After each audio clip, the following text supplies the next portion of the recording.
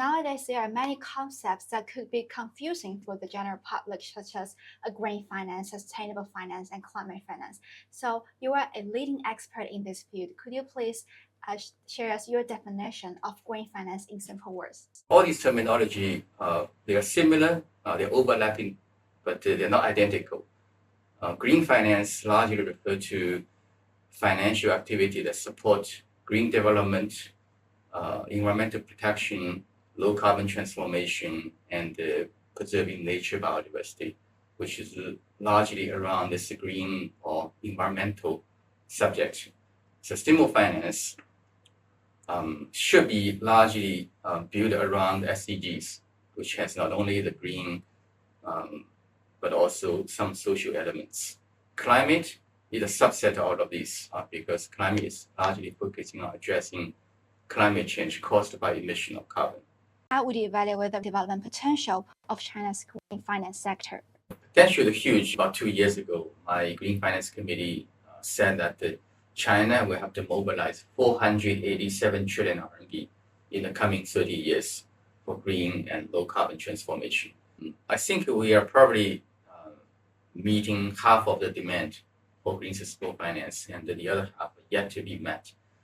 In the past 7-8 years, we financed mostly what we call pure green activities, such as renewable EV, batteries, and so on. But in the future, we're going to decarbonize the hard-to-abate sector, which includes, for example, steel, cement, petrochemical, paper, aluminum, and so on. China has one of the world's biggest green credit and green bond markets. So do you think this has made China a global leader in green finance? China is leading in some aspects of green finance, but we're still sort of catching up on other aspects. We now have the largest green loan market with outstanding amount of 30 trillion RMB. And we now have the largest green bond market with outstanding amount of 2.5 trillion RMB. And these instruments indeed supported the largest renewable industry in the world, and the largest EV industry in the world, and the largest battery industry in the world. But relatively speaking, we are lagging behind on the ESG product. And the amount of these products as percent of total in China is about 1%.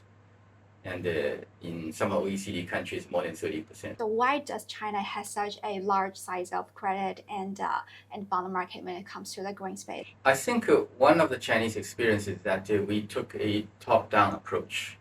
Just to give you an example of the green bond market, we were starting our green bond market preparation in the second half of 2015.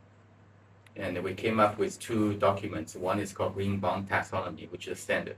The other one is the Green Bond Guideline. In the second year, we became the largest green bond market. That's why some of European friends was joking with me saying, hey, Dr. Ma, China grew from 0 to hero within 1 year. The key thing was we had a standard to define what is green bond. And that's the official one rather than a NGO type of a standard operated on a voluntary basis. China is trying to aligning its green standards with the rest of the world. Could you please share with us the latest progress in this regard? China, EU are the 2 largest green finance markets with their own definition. It may lead to market segmentation. To address this issue, back 4 years ago, we began a dialogue between China and EU. It's about forming a Common Ground Taxonomy. And the Chinese issuers have now issued green bonds internationally using the Common Ground Taxonomy as a label. We have labeled many existing Chinese bonds issued domestically against the CGT. It's a bilateral collaboration, but it has global implication because many other countries want to develop taxonomy so they can use the Common Ground Taxonomy as a reference or as a building block. The second thing the Common Ground Taxonomy Working Group will be doing is to include more jurisdictions. In fact, Singapore has joined already. It's now working with our team to develop the next version of the CGT. Another meaningful development is that China is collaborating with other developing economies to enhance their capacity in sustainable finance. So as the chairman of CASI, would you please share with us the latest progress in this regard? By end of last year, we officially launched the CASI, and now it's 50 organizations from the world.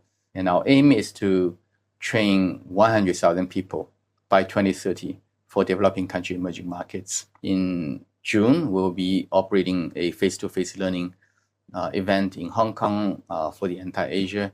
In the second half of this year, we're going to run the events in Africa and Middle East.